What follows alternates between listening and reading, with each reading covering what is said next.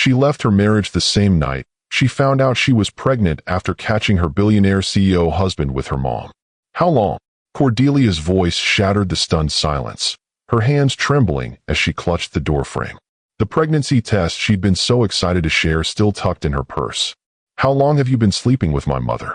Reed didn't even have the decency to look ashamed as he stood from the bed, casually reaching for his discarded shirt. Cordelia, you're being dramatic. This isn't what it looks like. From the tangled sheets, Evelyn finally found her voice. Sweetheart, please. We never meant to hurt you. It just happened. Just happened. Cordelia's laugh was hollow, unrecognizable even to her own ears. My husband and my mother just happened to end up naked in my bed. The bed where we've been trying for a baby for 2 years. Reed's expression hardened, that familiar CEO mask sliding into place. Your mother has been lonely since your father died. We connected. It's complicated. Complicated. Tears streamed down Cordelia's face as she backed away. I'm pregnant with your child, Reed. I found out today. That's what I rushed home to tell you. The silence that followed was deafening.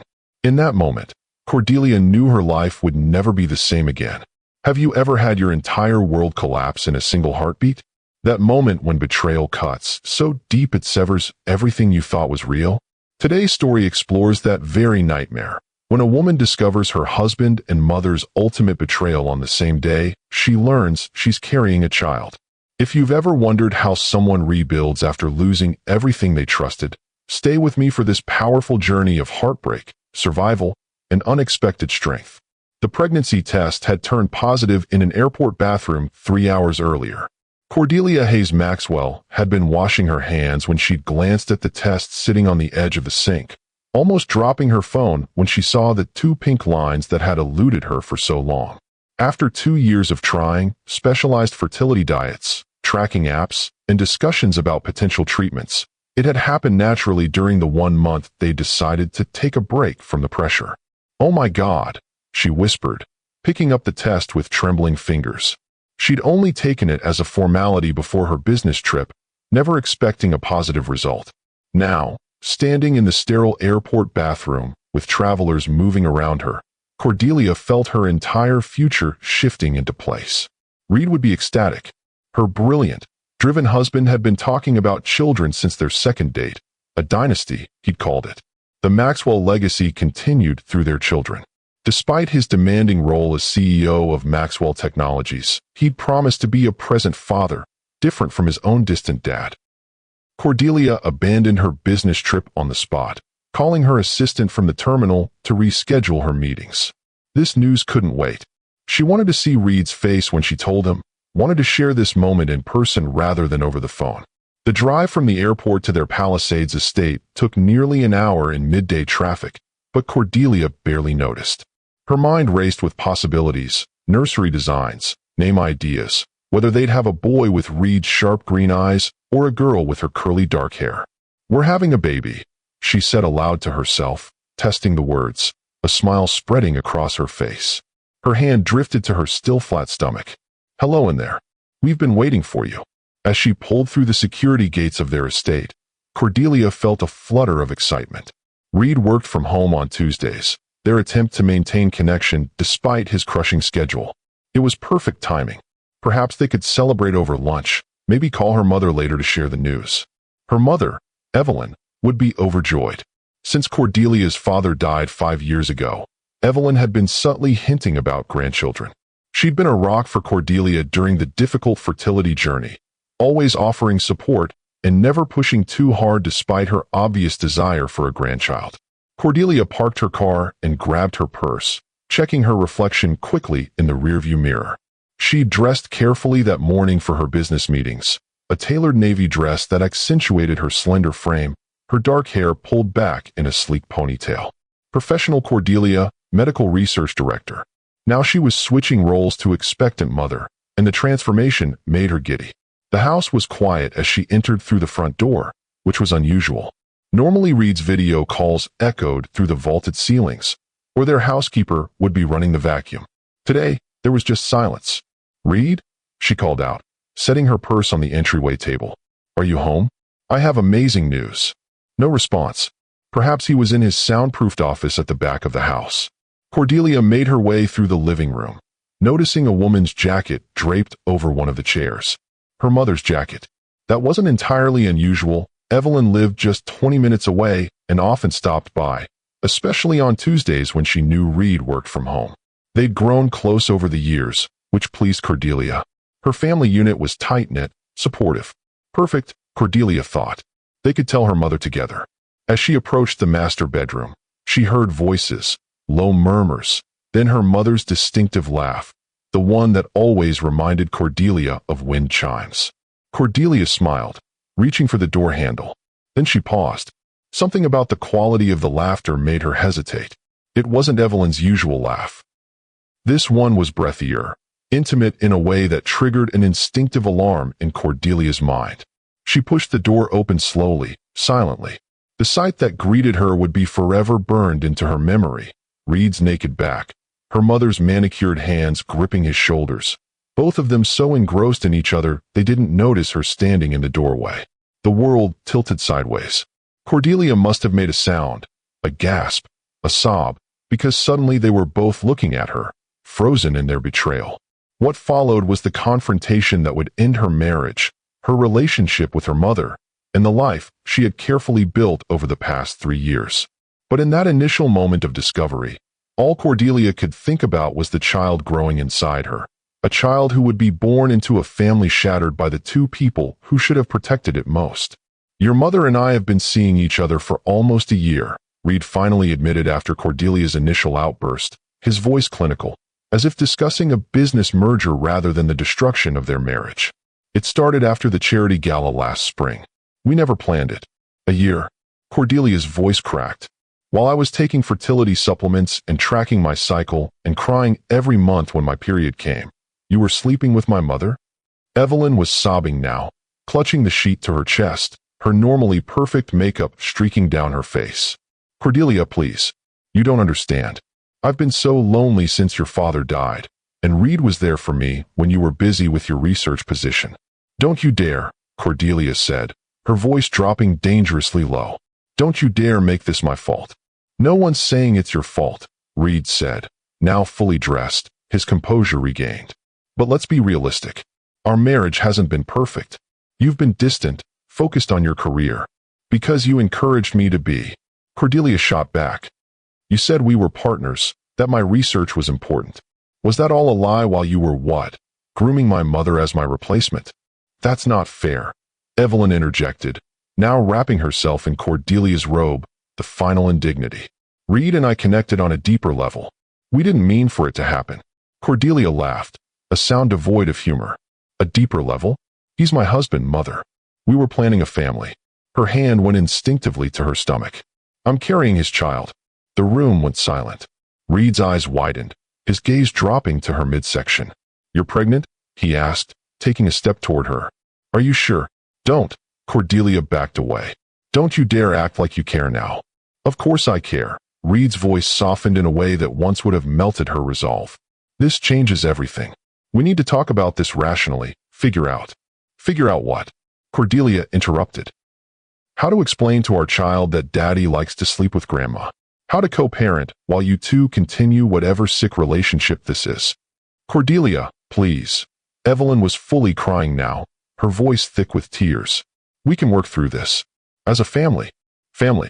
The word tasted like poison on Cordelia's tongue. "You destroyed our family. Both of you."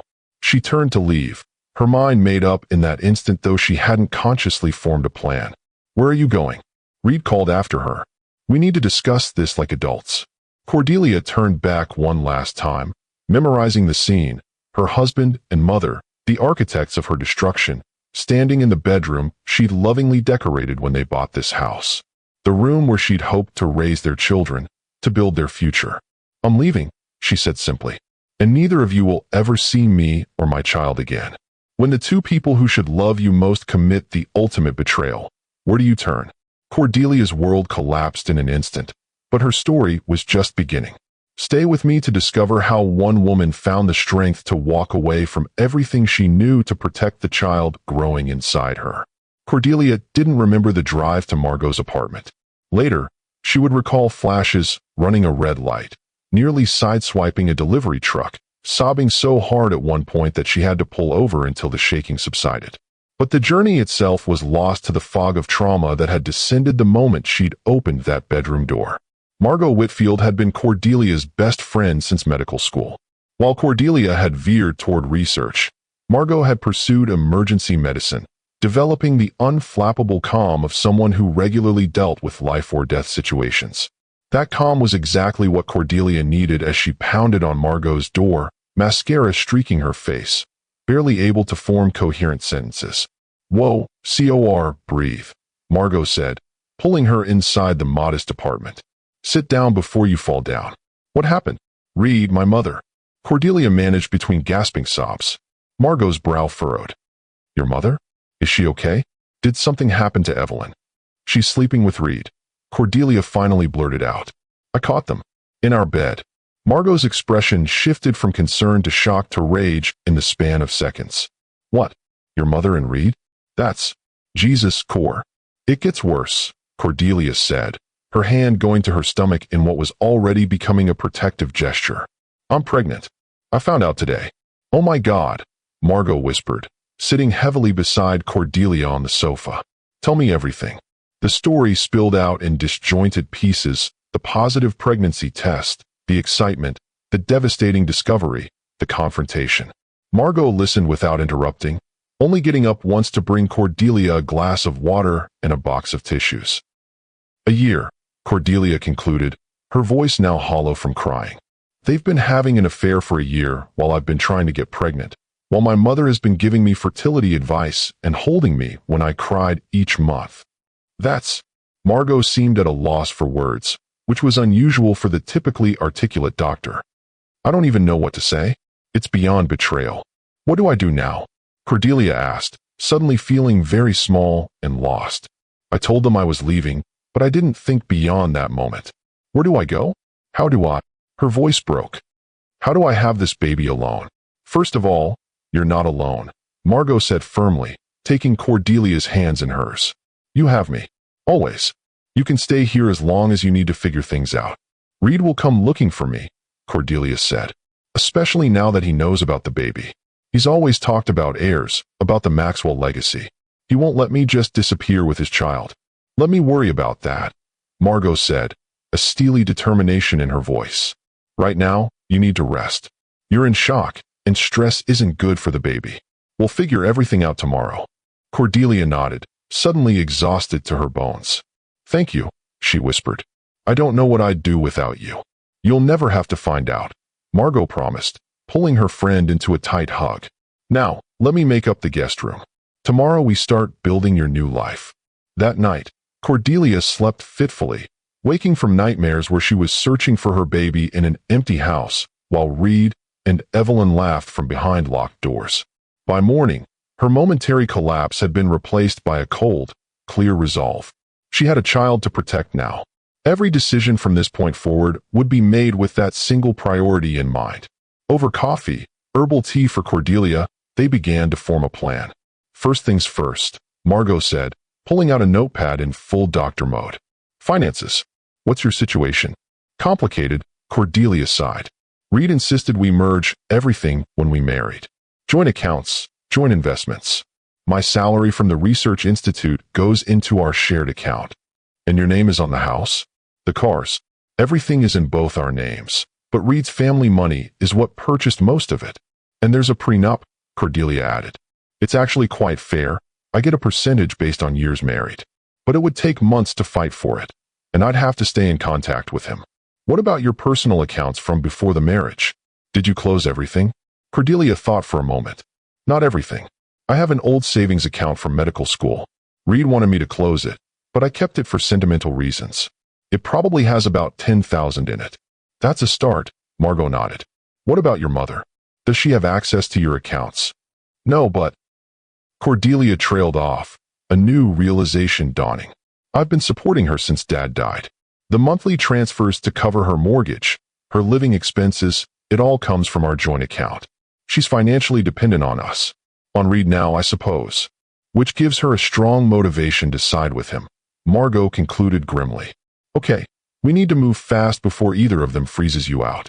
I can lend you some cash to get started somewhere new. I can't take your money, Cordelia protested. You're not taking it. I'm offering it. And you'll pay me back when you're back on your feet, Margot countered. Now, what about your job? Can you work remotely? Possibly. Dr. Winters has been pushing for more flexible arrangements for the research team. I could request a transfer to another facility or ask for remote status, at least temporarily. Good. Do that today, but be vague about why. Just say you're dealing with a family emergency. Margot tapped her pen against the notepad. The big question is, where do you go? Reed has resources, Cordelia. If he wants to find you, especially with his child, he'll hire investigators. Cordelia felt a chill run through her. Reed was methodical, relentless when he wanted something. And he'd always been crystal clear about wanting children, preferably sons, to carry on the Maxwell name and legacy. I need to disappear completely, she said slowly. Somewhere neither of them would think to look. Margot was quiet for a moment, thinking, what about Ellis Morgan? Ellis? From our trauma rotation. Cordelia hadn't thought about their former classmate in years. She's running a small community health clinic in Port Townsend, up in Washington. Remember how she was always talking about the beauty of the Olympic Peninsula? It's remote but not isolated, small enough to know your neighbors, but not so small you'd stand out too much. Would she help me? We weren't exactly close. Ellis has a soft spot for pregnant women in crisis. Her sister was in an abusive marriage, had to flee with her kids. It's why she chose to work where she did. The clinic serves a lot of women in difficult situations. Cordelia considered it. Washington was far from the luxury estates of Los Angeles where Reed ruled his tech empire. A small coastal town where nobody knew the Maxwell name or would recognize her face from charity gala photos. I'll need a new identity, she said, the reality of what she was planning sinking in. Not legally, I can't risk fraud charges, but a new name to use, a cover story. Your maiden name is a start. You're Cordelia Hayes again, not Maxwell. And you're a widow, Margot suggested. It explains the pregnancy, the absence of a partner, and discourages too many personal questions. A widow, Cordelia repeated, testing the word. It wasn't entirely inaccurate. She was mourning the death of her marriage, her relationship with her mother, the life she'd thought she had. I'll call Ellis today, Margot said. Now, what do you need from your house? We should get your essential documents and personal items before Reed realizes what you're planning. He has meetings all day, Cordelia said, checking her watch.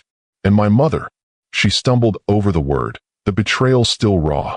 She never stays overnight. She'll have gone home by now. Then we go now, Margot said decisively. Pack only what you absolutely need. Documents, irreplaceable personal items, enough clothes to get by until you're settled. For hours later, Cordelia stood in her walk-in closet for what she knew would be the last time, methodically selecting items while Margot kept watch downstairs. She'd already retrieved her passport, birth certificate, and medical records from the home office safe. Her grandmother's jewelry, hidden in a velvet pouch at the back of her dresser drawer, was tucked safely in her bag. Now she was facing the harder choices, what pieces of her old life to take into her new one. In the end, she selected practical items rather than the designer pieces Reed had bought her. Comfortable clothes suitable for a growing pregnancy, a few cherished photos from before her marriage, carefully removing any featuring her mother, her favorite medical textbooks, and the quilt her grandmother had made her for college graduation. Everything fit into 2 suitcases and a backpack. As she zipped the final bag, her phone rang. Reed's face flashed on the screen, his first attempt to contact her since she'd fled the house yesterday. Cordelia silenced it, but moments later it rang again. And again.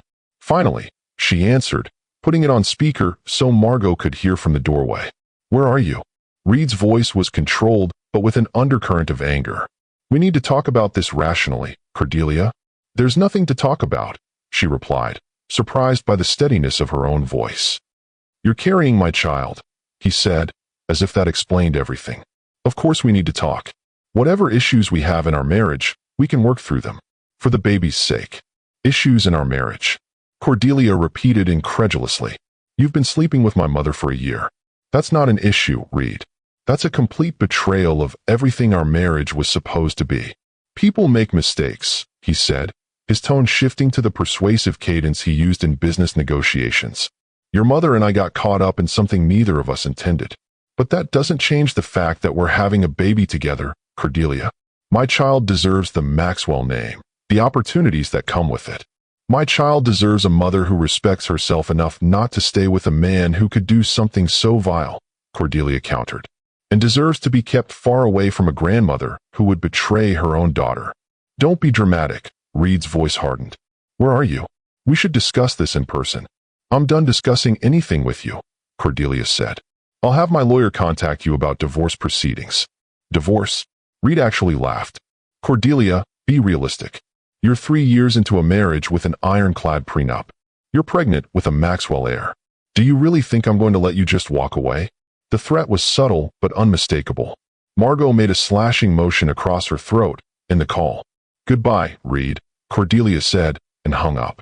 Immediately, her phone began ringing again. She turned it off completely. We need to move fast, Margot said. He's going to start tracking you. I know. Cordelia took one final look around the bedroom she'd shared with Reed, the life she was leaving behind. I'm ready. They took Margot's car rather than Cordelia's luxury SUV, which Reed could easily track through its built-in GPS system. As they pulled away from the estate, Cordelia didn't look back. Her hand rested on her still flat stomach, her focus entirely on the future growing inside her. I just heard from Ellis, Margot said as they drove toward her apartment. She can help. She's got a furnished rental cabin that just opened up. It belongs to the clinic. They use it for visiting specialists. It's yours for as long as you need it. I don't know how to thank you, Cordelia said, tears threatening again. Both of you. Just take care of yourself and that baby, Margot replied. And maybe name it after me if it's a girl, she added with a wry smile, trying to lighten the moment. Cordelia managed a small laugh. Margot Hayes. It has a nice ring to it. Hayes, Margot nodded approvingly. It suits you. I never liked Maxwell anyway, too pretentious. As they continued planning her escape, Cordelia felt a strange sense of clarity emerging from the chaos of the past 24 hours. Her old life had been shattered beyond repair, but from the wreckage, something new was taking shape, a life defined by her own choices rather than Reed's expectations or her mother's influence. For the first time since she'd seen that positive pregnancy test, she felt a flutter of genuine hope. This child would not be a Maxwell heir, groomed to continue Reed's legacy. This child would be hers, raised with love and honesty in a home without betrayal. I'm going to be okay, she said softly, more to herself than to Margot. Yes, Margot agreed, reaching over to squeeze her hand. You are. Better than okay. Sometimes the most beautiful transformations are born from our darkest moments. Cordelia's world had been destroyed in an instant, but from those ashes, she was about to build something stronger than she'd ever imagined possible. The drive to Port Townsend took 3 days. Cordelia left her credit cards, her phone, and every traceable connection to her old life behind. Margot had withdrawn enough cash to get her started and purchased a basic prepaid phone with no smart capabilities that Reed couldn't hack. They'd agreed that all communication would go through Ellis initially, until they were certain Reed wasn't monitoring Margot's devices.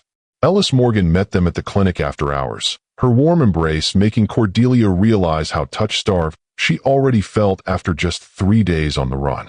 The practical doctor had already prepared the cabin, stocked it with groceries, and arranged for Cordelia to undergo a complete prenatal workup the next morning.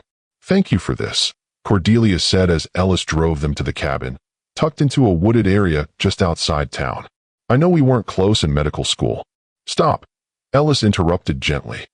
Any friend of Margot's is a friend of mine, and any pregnant woman fleeing a toxic situation deserves help, medical school connection or not. The cabin was small but cozy, 1 bedroom, an open living area with a kitchen nook and a surprisingly spacious bathroom. Windows looked out on towering pines, and in the distance, Cordelia could just make out a sliver of ocean between the trees. It's perfect, she said, feeling the tension in her shoulders release slightly for the first time in days. It's yours for as long as you need it, Ellis assured her. The clinic owns it, but we only use it when specialists visit, which is every few months. You'll have plenty of warning if we need to relocate you temporarily. I won't impose that long, Cordelia promised. Just until I get on my feet. Ellis gave her a knowing look. Pregnancy and new motherhood is challenging enough without your situation. Don't put arbitrary timelines on your healing. Now, let's get you settled. You must be exhausted. That night, after Ellis and Margot had left, Cordelia stood at the window watching darkness settle over the forest. The events of the past few days felt almost hallucinatory in their intensity. Had it really been only 4 days since she discovered she was pregnant? Since she'd found Reed and her mother together? Since she'd fled the only life she'd known as an adult? This is real, she whispered to herself, her hand resting on her stomach in what was becoming a habitual gesture. This is our life now. For the first time since she'd opened that bedroom door, Cordelia allowed herself to truly feel everything she'd been suppressing in favor of practical action. The rage, the hurt, the grief, the fear. She sank to the floor and sobbed until her throat was raw and her eyes burned, purging the poison of betrayal from her system. When the tears finally subsided, she felt oddly cleansed. Not healed, that would take much longer, but as if the wound had been properly cleaned, making space for recovery to begin. I promise you this, she said to her unborn child, her voice steady despite her tear-stained face. You will never know betrayal from me. You will always be able to trust that I put you first, and you will grow up surrounded by genuine love, not the counterfeit version I accepted for too long. The next morning, Cordelia began building their new life in earnest. Ellis's clinic confirmed her pregnancy, approximately 6 weeks along, healthy development so far. The staff, briefed on the basics of her situation without specifics, treated her with a gentle efficiency that soothed her frayed nerves. We should discuss your work situation, Ellis said over lunch in her office afterward. Margot mentioned you're in medical research. Yes, focused on autoimmune treatments, Cordelia confirmed. I've been with the Westridge Institute in LA for the past 4 years. I was actually up for department head before. She trailed off. Before everything imploded, Ellis finished for her. Have you spoken with them? I sent an email from a new account yesterday, requesting emergency family leave. I was vague about the details, just said I was dealing with a personal crisis and needed time. And Dr. Winters, my supervisor, responded almost immediately. He's approved 6 weeks of leave, no questions asked. He's always been supportive. That's a good start, Ellis nodded. But what about after those 6 weeks? Cordelia sighed. I'm not sure.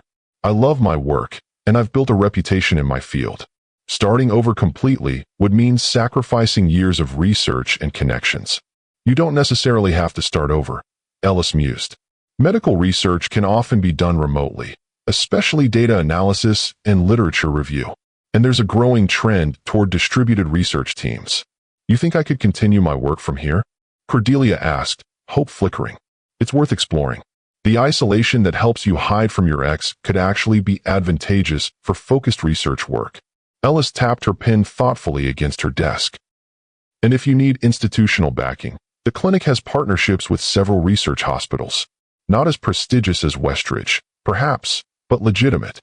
For the first time, Cordelia allowed herself to imagine a future that included both her child and her career. Perhaps she wouldn't have to sacrifice everything from her old life after all. The weeks that followed fell into a surreal routine. By day, Cordelia worked remotely, analyzing data sets and contributing to research papers using only her maiden name, Hayes. Dr. Winters had been surprisingly accommodating once she'd explained she needed to remain in Washington for family reasons, even arranging for her to consult on projects at a Seattle research hospital that partnered with Westridge. By night, she prepared for the baby, reading everything she could find about pregnancy and childbirth, connecting with the small community of expectant mothers in Ellis's prenatal program, and slowly allowing herself to feel excitement about the life growing inside her. She cut her hair short, a practical decision to ease maintenance, but also a symbolic severing from her old self. The long, carefully styled locks Reed had admired were replaced by a simple, chin-length cut that framed her face and required minimal effort. She traded designer clothes for comfortable, practical pieces from local shops. Her wedding ring went into a small box at the back of a drawer, along with her diamond earrings and the pearl necklace Reed had given her for their first anniversary. As her first trimester progressed, Cordelia established a small circle of trusted allies. Ellis, of course, who monitored her pregnancy and offered both medical and emotional support. Georgia, the clinic's receptionist, who invited Cordelia to her book club, introducing her as Corey Hayes, a medical researcher staying in town for a project. Samuel, the elderly neighbor whose wife had recently passed, who insisted on bringing her fresh vegetables from his garden and checking that her cabin was properly heated as autumn turned the peninsula's weather crisp and cool. None of them knew the full story, but all sensed she was healing from something significant and respected her privacy while offering gentle friendship. 6 weeks into her self-imposed exile, just as her clinic-mandated leave was ending, the first complication arose. She was reviewing research proposals at the small desk in her cabin when her new email pinged with a message from Dr. Winters. "Cordelia, I've received a concerning call from Reed Maxwell. He claims you've gone missing and may be experiencing a mental health crisis. He asked for information about your whereabouts, citing concern about your pregnancy. I told him I couldn't discuss personnel matters, but advised him that you're on approved leave and in regular contact with the Institute. Wanted to warn you that he's actively searching. Take care, Charles Winters." Cordelia's heart raced as she read the message twice. Reed was looking for her, using her pregnancy as leverage, and he'd contacted her workplace, which meant he was being thorough in his search. With shaking hands, she forwarded the email to Ellis, adding, "Reed is actively searching. He knows about the pregnancy and is using it to justify his concern. Please warn Margot." Ellis responded within minutes, "Come to the clinic. Now, we need to talk." An hour later, Cordelia sat in Ellis's office with the doctor and Samuel, who, it turned out, was a retired attorney specializing in family law. "We need to get ahead of this," Samuel said, his weathered face serious. "If your ex-husband is as wealthy and connected as you've indicated, he has resources to find you. And using concern about your pregnancy and mental health is a clever tactic. It makes him look like a caring husband rather than a controlling ex." "What do I do?" Cordelia asked, her hand instinctively going to her stomach, now showing the first subtle curves of her pregnancy at 12 weeks. "First, we establish legal boundaries," Samuel said. "I can help you file for divorce remotely, through an attorney in California who won't disclose your location. We cite irreconcilable differences, maybe even adultery if you're willing to make that public."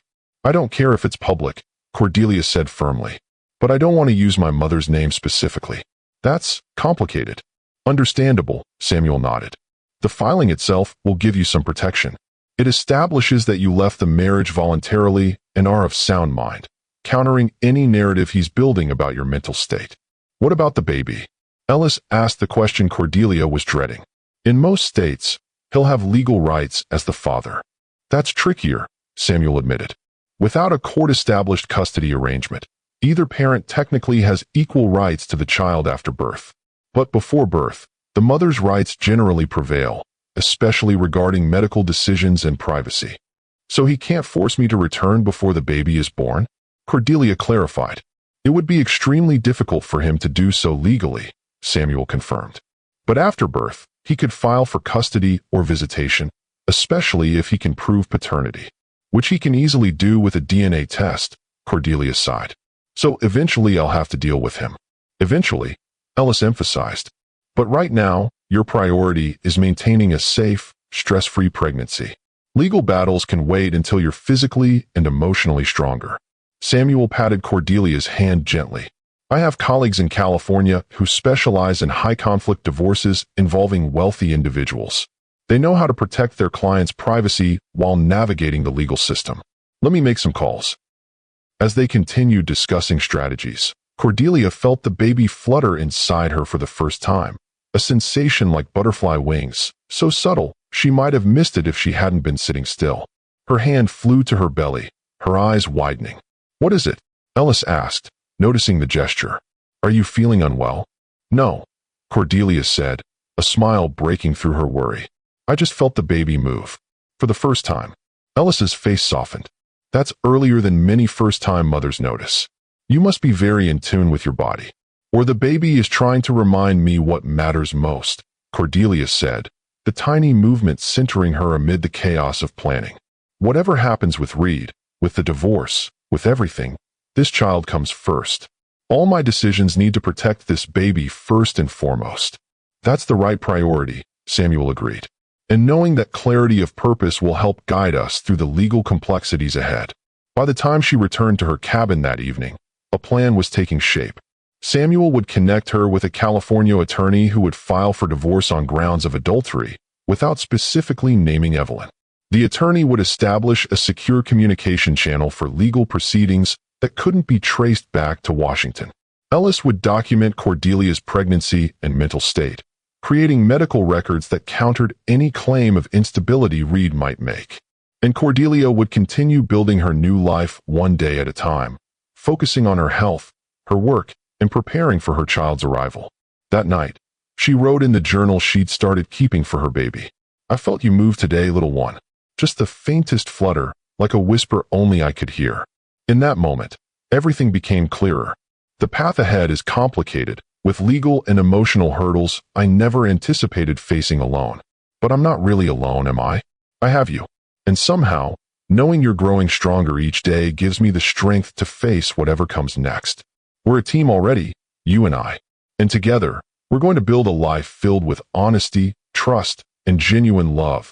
Everything I thought I had before, but we'll make sure you truly have always. When protecting your child means exposing your deepest wounds, what would you sacrifice for their future? Cordelia was about to discover just how far a mother would go to shield her child from toxic influences, even if it meant confronting the powerful man she once loved. The weeks following her first feeling of the baby's movement brought a flurry of legal activity that Cordelia navigated from the safety of her remote cabin. Samuel's contacts had connected her with Juliana Perkins, a formidable divorce attorney in Los Angeles who specialized in high-profile separations with significant power imbalances. "He's already filed a motion requesting your medical records," Juliana informed Cordelia during one of their secure video calls, "claiming concern about your mental state and the health of his heir, as he keeps referring to the baby." "Can he get them?" Cordelia asked, a protective hand on her growing belly. "Not without your consent or a court order, which he doesn't have grounds for yet," Juliana assured her. "We've counterfiled with Ellis's assessment of your excellent mental health and normal pregnancy progression. The judge seems skeptical of his sudden concern, given that you've been gone for nearly 3 months. 3 months, Cordelia repeated softly. The time had passed in a blur of work, prenatal appointments, and slowly building a life in Port Townsend. Her small cabin now felt like home, with second-hand furniture she'd carefully selected, botanical prints she'd framed for the walls, and a corner of the bedroom beginning to transform into a nursery space. "Has he said anything about my mother?" Cordelia asked, the question still painful to voice even after months of separation. Juliana hesitated. "They're still together, at least publicly. She's been photographed at several events as his +1. The press is describing her as a family friend, supporting him through your mysterious absence." Cordelia laughed bitterly. "Family friend. That's one way to put it. We could use their relationship in court," Juliana suggested. "It strengthens our adultery claims significantly." "No," Cordelia said firmly. "I don't want her named specifically in the divorce. Not to protect her, but because I don't want that connection in public records my child might someday access. Let's stick with adultery with an unnamed partner." "As you wish," Juliana nodded. "But you should know that Reed is painting a very different picture. His filing describes you as unstable, claiming you had delusional episodes before disappearing. He's suggesting you invented the adultery as part of a breakdown." "Of course he is." Cordelia wasn't surprised. Reed never admitted fault or weakness. It was fundamental to his business success and personal failings alike. Do we have enough to counter that narrative? More than enough. Your consistently excellent performance evaluations at work, Dr. Winter's statement about your rational communication during leave, Ellis's current assessment, and the suspicious timing of your departure immediately after discovering your pregnancy. Juliana's tone was confident. No judge is going to buy a story that you suddenly became delusional the same day you learned you were pregnant. The conversation shifted to financial matters. Reed had indeed frozen their joint accounts the day after she left, but Juliana had successfully petitioned for temporary support given Cordelia's pregnancy. The money was being held in a trust account, accessible to Cordelia without revealing her location. "One more thing," Juliana said as they were wrapping up.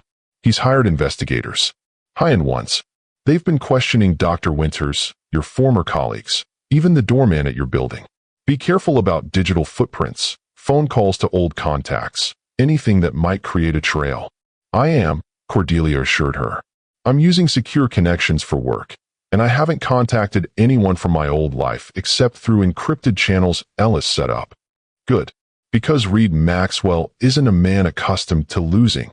Juliana's expression was grave. And from what I can tell, he views you and that baby as possessions he's determined to reclaim. After ending the call, Cordelia sat at her small desk, absently rubbing her expanding belly as she considered Juliana's warning. Reed had always been possessive, though she'd mistaken it for protectiveness during their marriage.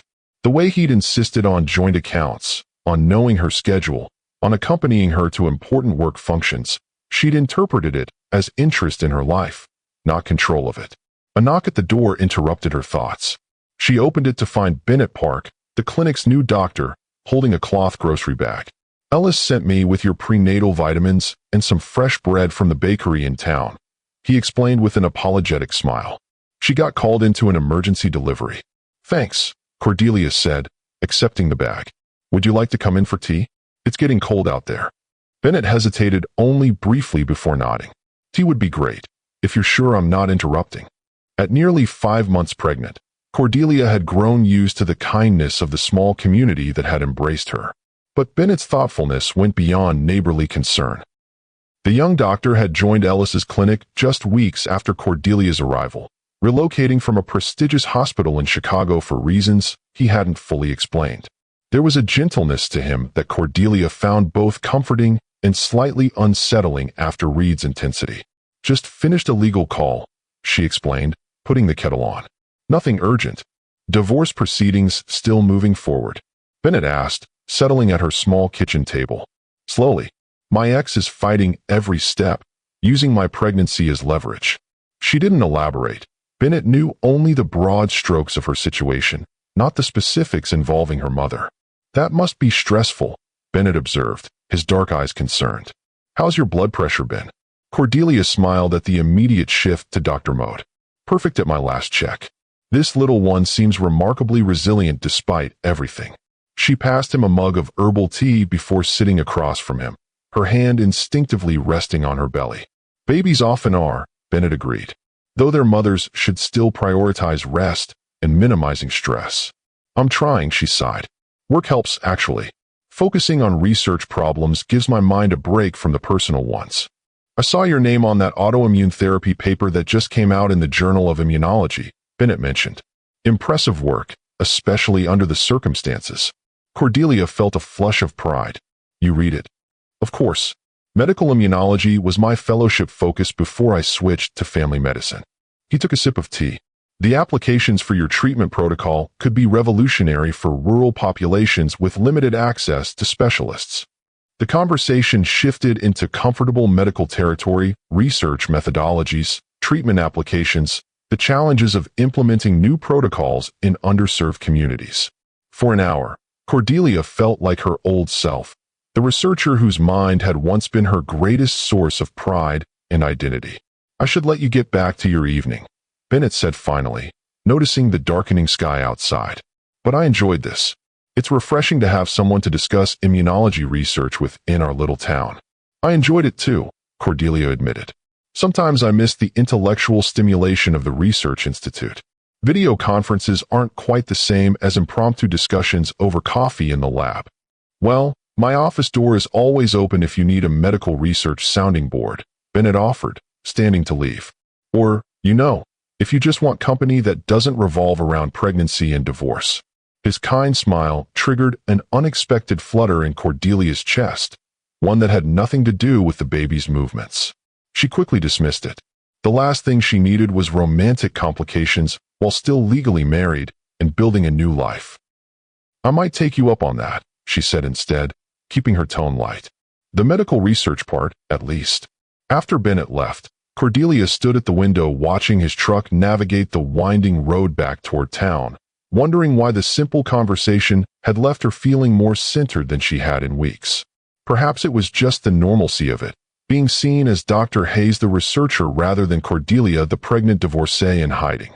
Whatever the reason, the brief respite from her complicated reality was welcome. She placed a hand on her growing belly, feeling a stronger kick than before. Was that a vote of approval, little one? She murmured. Do you like Dr. Park too? The answering flutter made her smile. For the first time in months, she allowed herself to imagine a future beyond mere survival, one where she thrived as both mother and researcher, where she might eventually open her heart again to someone worthy of trust. It was a fragile hope, but one she tucked away carefully, a small light against the darkness of legal battles and betrayals still to navigate. 2 weeks later, Cordelia sat in Ellis's office for her 20-week anatomy scan, watching in awe as the ultrasound technician pointed out perfect tiny fingers, a strong spine, and a healthy four-chambered heart. "Would you like to know the sex?" the technician asked, freezing the image on screen. Cordelia hesitated. During her marriage, Reed had been adamant about having a son first, a Maxwell heir to carry on the family name and eventually take over the company. He'd researched gender selection methods, talked about family legacy, made it clear that while daughters would be welcome eventually, a firstborn son was the priority. "Yes," she decided, reclaiming this choice for herself. "I'd like to know. You're having a boy," the technician said with a smile. "A very active, healthy-looking boy. A son." Emotions washed over Cordelia in complicated waves. Joy at the healthy baby. A strange vindication that she was giving Reed the son he'd wanted so badly, but might never know.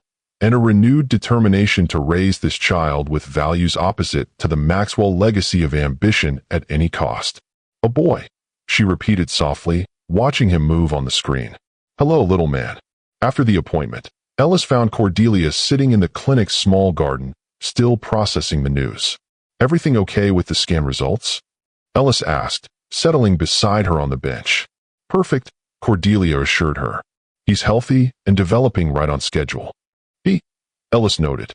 "So you found out. How does that feel?" "Complicated," Cordelia admitted. Reed was obsessed with having a son first. He talked constantly about the Maxwell legacy, about grooming his heir from birth to eventually take over the company. And now I'm carrying the son he wanted so desperately, and he doesn't even know. Cordelia's hand went to her belly protectively. "Part of me feels guilty for keeping this from him, despite everything. But then I remember walking in on him with my mother, and I know I'm making the right choice. This child deserves better than to be molded into Reed's corporate clone or used as a pawn between warring parents." "You're a good mother already," Ellis said gently, "putting your child's well-being above everything else." "I'm trying," Cordelia sighed. "But sometimes I wonder if complete separation from his father is truly what's best. Reed is," she searched for words, "manipulative, controlling, unfaithful. But he's also brilliant, driven, capable of genuine passion for things he believes in. There are qualities in him I'd be proud to see in my son, just not the worst ones. That's the challenge all parents face," Ellis pointed out. "Hoping our children inherit our best traits while somehow avoiding our worst. The difference is, most parents have to figure it out together, whereas you're making these decisions alone for now." "For now," Cordelia repeated. "Until Reed eventually finds us. Because he will, won't he? A man with his resources, his determination." Ellis didn't offer false reassurance. "It's possible, which is why we're establishing legal protections now, while you have distance and time on your side." Cordelia nodded, her resolve strengthening. "I should call Juliana, update her on the pregnancy. And," she hesitated, "I think it's time to start discussing post-birth custody scenarios. I need to be prepared for every possibility." "Wise," Ellis agreed. "But remember, right now your priority is growing that healthy boy. The legal complexities will still be there after he arrives." That evening, Cordelia sat at her small desk by the window, the sunset painting the forest in golden hues as she opened her journal to a fresh page. "Hello, my son," she wrote, the words feeling more real now that she knew who she was addressing. "Today I saw your perfect little face on the ultrasound screen. You were sucking your thumb, your tiny features already so expressive. The technician says you're developing exactly as you should be, strong and healthy despite the stress and upheaval that surrounded your existence so far. I want you to know that no matter what happens with the legal battles ahead, no matter what role your father ultimately plays in your life, you were created in love. Not the lasting kind, as it turned out, but real love nonetheless. There was a time when your father and I dreamed of you together, planned for your arrival, imagined the family we would build. Those dreams have changed now, reshaped by painful truths and betrayals. But new dreams are taking their place. Dreams of raising a compassionate, honest man who values integrity over success, kindness over power. You won't inherit the Maxwell empire your father envisioned passing to you, but you'll inherit something more valuable. The freedom to become your own person, to define success on your own terms. I don't know yet what name I'll give you. Something meaningful, something that honors the good parts of your heritage while allowing you to build your own legacy. Something that reminds you daily that you are loved for exactly who you are, not for who anyone else wants you to be. She continued writing until the light faded completely, pouring out her hopes and fears for her son, creating a record he might someday read to understand the complicated circumstances of his birth and the difficult choices his mother had made to protect him. As the weeks passed, Cordelia's life settled into a rhythm punctuated by prenatal appointments, work deadlines, and weekly legal updates. Her small cabin gradually transformed with preparations for the baby, a crib tucked into the corner of her bedroom, a changing table repurposed from an old dresser Samuel had refinished for her, tiny clothes organized in baskets donated by the clinic staff. What had begun as a temporary hiding place was becoming a genuine home, and the close-knit community of Port Townsend increasingly felt like the extended family she'd never had. Georgia from the clinic organized a small baby shower where Cordelia received handmade blankets, gently used baby equipment, and enough newborn clothes to last through the first months. Samuel installed baby gates and anchored furniture to walls, his weathered hands working with surprising precision as he child-proofed the cabin. And Bennett continued stopping by, initially with prenatal supplements or work-related questions, but increasingly just to share tea and conversation. Their friendship grew cautiously, both aware of the complexities of Cordelia's situation, yet drawn to the easy intellectual connection they shared. "Have you thought about names?" Bennett asked one evening as they sat on her small porch, watching summer fade into early autumn. At 30 weeks, Cordelia's belly was prominently rounded, her son active and frequently visible through her stretched skin. "I have a short list," she admitted. "Nothing from either family. No Maxwell or Hayes traditions. Something completely new. A fresh start." Bennett nodded understanding. "That makes sense. What would you choose?" she asked, curious. "If you were naming a son?" Bennett considered the question seriously. Something with meaning, but not pretentious. Something that would work equally well for a doctor or an artist or whatever he might become. He thought for a moment longer. "Theodore, maybe. It means divine gift, and it has good nickname options." "Theodore," Cordelia repeated, feeling the baby shift as if responding to the name. "Theo. I like that. It's going on the list." Bennett smiled, clearly pleased. "And it doesn't sound like either a Hayes or a Maxwell family name?" "Definitely not," Cordelia confirmed. "The Maxwell men are all named after European monarchs or Greek gods. Very grand, very dynasty appropriate. And the Hayes family runs to biblical names. My grandfather was Elijah, my uncle is Jeremiah." "Theodore it is, then," Bennett said with satisfaction. "Though ultimately, you'll know the right name when you meet him."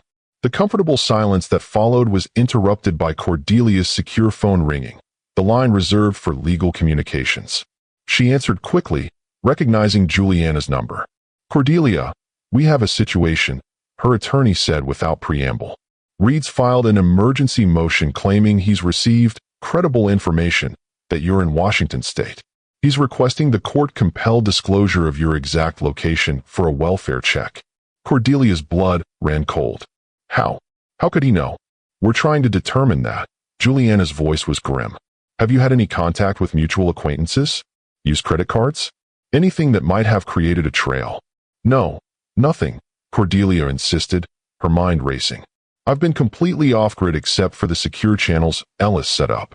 "What about work communications? Could someone from the Research Institute have inadvertently revealed something?" "Dr. Winters is the only one who knows I'm in Washington, and he'd never." Cordelia stopped abruptly, a horrible suspicion forming. "My mother. Could Reed have access to Dr. Winters' communications through my mother?" "Possibly," Juliana agreed. "Your mother was on the Institute's board of directors, wasn't she? And still is, according to their website. She has connections there, relationships with the administrative staff." Cordelia's voice shook slightly. if she pressured someone for information about my whereabouts, claiming maternal concern. That's a likely scenario, Juliana confirmed. The good news is that he only knows you're somewhere in Washington state, not your specific location. The bad news is that the judge is taking his request seriously given your advanced pregnancy. What do we do? Cordelia asked, acutely aware of Bennett listening intently beside her, his expression concerned. We can fight it, but that might raise more suspicions. Or we can control the narrative, Juliana suggested. Arrange a video conference with the judge where you confirm you're safe. The pregnancy is progressing normally, and you're under appropriate medical care. We emphasize that Reed's history of controlling behavior and infidelity necessitates maintaining your privacy until formal custody arrangements are established after birth. The video conference, Cordelia decided immediately. I have nothing to hide about my condition or care, but I won't disclose my location until legal protections are in place for my son. After ending the call, she turned to find Bennett watching her with a mixture of concern and admiration. He's getting closer, she said unnecessarily. My ex. He knows I'm in Washington. Washington is a big state, Bennett reminded her gently. And you have people protecting you here. The simple assurance touched Cordelia deeply. This unlikely community, Ellis, Samuel, Georgia, and now Bennett, had become her safety net, offering protection and support without question or judgment. I should be terrified, she admitted. But somehow, knowing all of you are with me. I'm not. Concerned, yes. Determined to protect my son, absolutely. But not afraid like I was when I first fled. Because you're stronger now, Bennett observed. You've been rebuilding yourself these past months, not just hiding. The insight was so perceptive that Cordelia felt momentarily transparent, as if Bennett could see straight through to her core. It was both unsettling and oddly comforting to be so clearly seen. I should go, Bennett said, standing. You need rest, especially with this new stress. But call if you need anything, day or night. I will, Cordelia promised. And Bennett, thank you for understanding without making me explain everything. His smile was warm as he headed to his truck, leaving Cordelia to contemplate this new threat and the surprising strength she'd found to face it. The video conference with the judge was scheduled for the following week. Cordelia prepared meticulously with Juliana, anticipating questions about her mental state, her pregnancy care, and her reasons for maintaining distance from Reed. Ellis provided detailed medical records documenting normal progression and appropriate prenatal care, with identifying location information carefully redacted. On the morning of the hearing, Cordelia dressed with deliberate care, a simple blue maternity dress that looked professional without appearing too polished, her short hair neatly styled, minimal makeup that highlighted her natural glow rather than concealing non-existent distress. The image she needed to project was clear, a healthy, rational woman making sound decisions for herself and her child, not the unstable runaway Reed had described in court filings. Ellis set up the secure video connection in her office, giving Cordelia privacy while remaining nearby if needed. When the call connected, Cordelia found herself facing Judge Patricia Hernandez, a stern-looking woman in her 60s, alongside Juliana and Reed's attorney, a sharp-featured man Cordelia recognized as James Thornton, one of Los Angeles's most aggressive divorce lawyers. Mrs. Maxwell, Judge Hernandez began. Dr. Hayes, Your Honor, Cordelia corrected gently. I've resumed using my professional name. The judge nodded, making a note. Dr. Hayes, thank you for making yourself available for this conference. As you know, your husband, estranged husband, Juliana interjected. Estranged husband, the judge amended, has expressed concern about your well-being and that of your unborn child. He has requested the court compel disclosure of your location to facilitate a welfare check and appropriate prenatal care. I understand his stated concerns, Your Honor, Cordelia replied, emphasizing the words stated slightly. However, as the medical records provided to the court demonstrate, I am receiving excellent prenatal care from qualified professionals. My pregnancy is progressing normally, and both my physical and mental health are stable. You appear well, Judge Hernandez acknowledged, studying Cordelia through the screen. May I ask why you feel it necessary to conceal your location from Mr. Maxwell? He is, after all, the father of your child. Cordelia had anticipated this question. Your Honor, I left our marital home after discovering Mr. Maxwell in an intimate situation with another woman, a profound betrayal that coincided with learning of my pregnancy.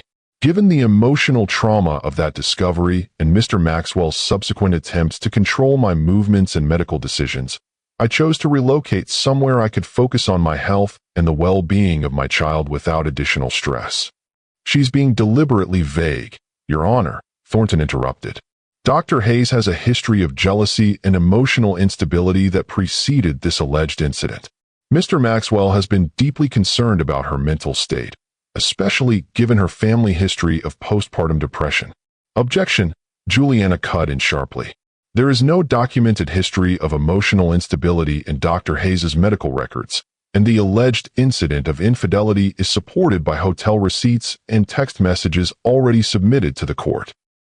As for family history, Dr. Hayes's mother experienced mild baby blues, not clinical postpartum depression, a fact Mr. Maxwell is distorting to support his narrative. The mention of her mother sent a jolt through Cordelia, but she maintained her composed expression. Judge Hernandez was watching her closely, clearly assessing her reactions. Dr. Hayes, the judge addressed her directly. What are your intentions regarding Mr. Maxwell's relationship with the child after birth? I believe children benefit from positive relationships with both parents, Your Honor, Cordelia answered carefully. Once appropriate legal protections are in place to prevent parental alienation or attempts to remove my child from my care, I am open to establishing reasonable visitation arrangements that prioritize my son's well-being and stability. Your son, Thornton pounced on the revelation. So you know the sex of the child, but have withheld that information from my client? I learned the sex at my 20-week anatomy scan, Cordelia confirmed calmly. As Mr. Maxwell and I were no longer communicating directly at that point due to his threats regarding custody, I provided that information to his legal counsel in my regular pregnancy updates, as required by the temporary orders. Judge Hernandez consulted the file before her. The records confirm Dr. Hayes has been providing bi-weekly pregnancy updates through counsel, including the sex determination on July 15th. Thornton looked momentarily discomfited, suggesting Reed hadn't shared this information with him, or perhaps that Reed had deliberately misled his own attorney about the level of communication. Your Honor, Juliana redirected. Dr. Hayes has demonstrated responsible behavior throughout this pregnancy, maintaining appropriate medical care and complying with all court requirements regarding information sharing. Mr. Maxwell's demand for her location is not motivated by genuine concern, but by a desire to reassert control over Dr. Hayes and preemptively establish dominance in future custody matters. The judge considered this, her expression thoughtful. Dr. Hayes, would you be amenable to an in-person evaluation by a court-appointed physician to verify your condition, if that physician was bound by confidentiality regarding your location? Cordelia glanced at Juliana, who gave a subtle nod. I would accept that compromise, Your Honor, provided the evaluation takes place at a neutral location rather than my residence, and with strict confidentiality protections in place. So ordered, Judge Hernandez decided. The court will appoint an obstetrician in Washington State for an evaluation within the next 2 weeks. Location details will be arranged through counsel, with confidentiality agreements signed by all parties. As the hearing concluded, Cordelia felt a complex mixture of relief and apprehension. She had presented well, maintained her composure, and the judge seemed receptive to her concerns about Reed's motivations. But the court-ordered evaluation meant creating a paper trail, however protected, that moved her one step closer to eventual discovery. You did beautifully, Ellis assured her afterward. Judge Hernandez clearly saw through Reed's concerned husband act. For now, Cordelia agreed. But this is just the beginning. Once the baby is born, the real battle starts. Ellis squeezed her hand supportively. One step at a time. Let's focus on getting through this evaluation first, then the remaining weeks of your pregnancy. The legal team can work on post-birth strategies while you concentrate on bringing that little boy safely into the world. The court-appointed evaluation took place the following week at a hospital in Seattle, nearly 2 hours from Port Townsend. Dr. Lydia Chun, a maternal-fetal medicine specialist with no connections to either party, conducted a thorough examination and reviewed Cordelia's prenatal records. Your pregnancy is progressing beautifully, Dr. Chun confirmed at the conclusion. Blood pressure, fetal heart rate, growth measurements, all optimal. And your mental health screening shows no concerning indicators. Will that be in your report to the court? Cordelia asked. It will, Dr. Chun assured her. Along with my professional opinion that you are making sound medical decisions for yourself and your baby. I cannot and will not speculate on the legal matters surrounding your separation, but from a medical perspective, you're doing everything right. The validation from an impartial specialist bolstered Cordelia's confidence as she entered her third trimester. With the court seemingly satisfied about her well-being for now, she focused on final preparations for the baby's arrival. The cabin was fully equipped with essentials, a birth plan was established with Ellis and the local hospital, and Juliana was preparing legal documents to file immediately after the birth to establish custody parameters. As her due date approached, Cordelia found herself increasingly drawn to the name Bennett had suggested. Theodore, Theo for short, felt right somehow, a name with gravitas but not pretension, traditional without family baggage. Theodore Hayes, she tried out loud one evening, feeling the baby respond with a strong kick. You like that, don't you, little one? Theo Hayes. A name all your own. She added a middle name, William, after her beloved grandfather on her father's side, completing the identity that would belong solely to her son, untethered from the Maxwell legacy Reed had been so determined to perpetuate. At 38 weeks, with just days to go before her due date, Cordelia woke in the middle of the night to a familiar tightening across her abdomen. She'd been experiencing Braxton Hicks contractions for weeks, but this felt different, more purposeful, coming at regular intervals. She timed them carefully for an hour before calling Ellis. 5 minutes apart, lasting about 45 seconds, she reported. And I think my water might be slowly leaking. Sounds like the real thing, Ellis confirmed. I'll meet you at the hospital. Do you want me to call Bennett to drive you? No need to wake him, Cordelia decided. I can still drive myself. The contractions are manageable. Cordelia. Ellis's voice took on the firm tone she used with non-compliant patients. You are not driving yourself to the hospital in active labor. I'm calling Bennett. He's on call tonight anyway and already at the hospital with another patient. He can send an ambulance if necessary. Fine, Cordelia conceded, another contraction building. But no ambulance. Just let him know I'll need a ride. 20 minutes later, Bennett's truck pulled up outside her cabin. He found Cordelia calmly seated on the sofa, her hospital bag beside her, breathing methodically through a contraction. Perfect timing, she managed as the contraction eased. That was a strong one. How close together? Bennett asked, immediately in doctor mode. For minutes now, getting more intense. Let's go then, he said, helping her to her feet. Your son seems eager to meet you. The drive to the small community hospital was punctuated by Cordelia's controlled breathing as contractions came and went. Bennett maintained a calm, reassuring presence, timing the contractions without intruding on her concentration. You're remarkably composed for a first-time mother in active labor, he observed during a break between contractions. I've had months to prepare, Cordelia replied with a small smile. Read every book, took every class Ellis recommended. And after everything else this year has thrown at me, labor seems almost straightforward in comparison. Physical pain with a purpose, leading to something beautiful. Bennett glanced at her with unmistakable admiration. You're extraordinary, you know that? Most people would have broken under half the pressure you've faced.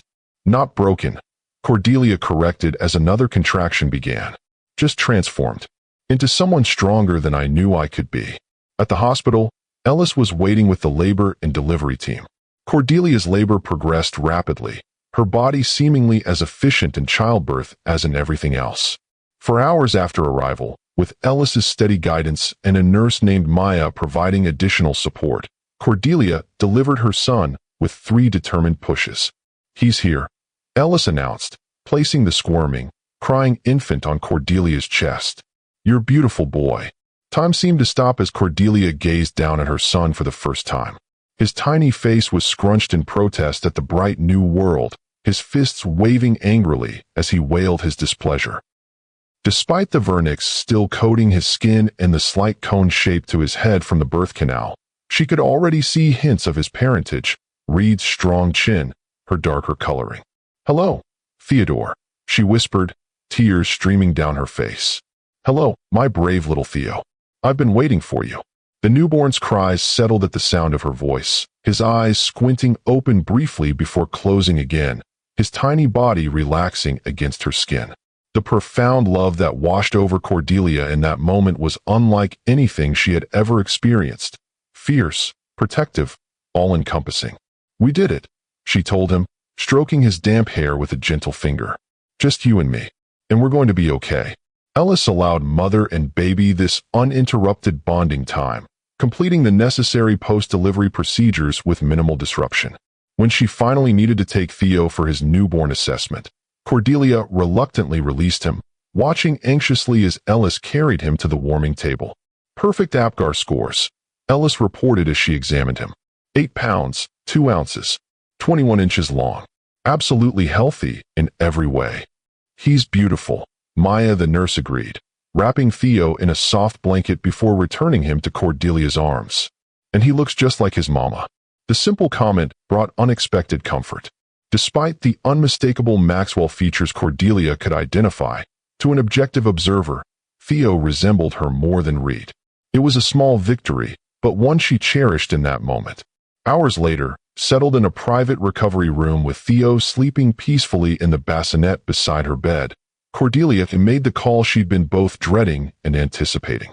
Juliana answered immediately despite the early hour. "He's here," Cordelia said simply. "Theodore William Hayes. Born at 3:17 this morning. 8 pounds, 2 ounces. Healthy and perfect. Congratulations."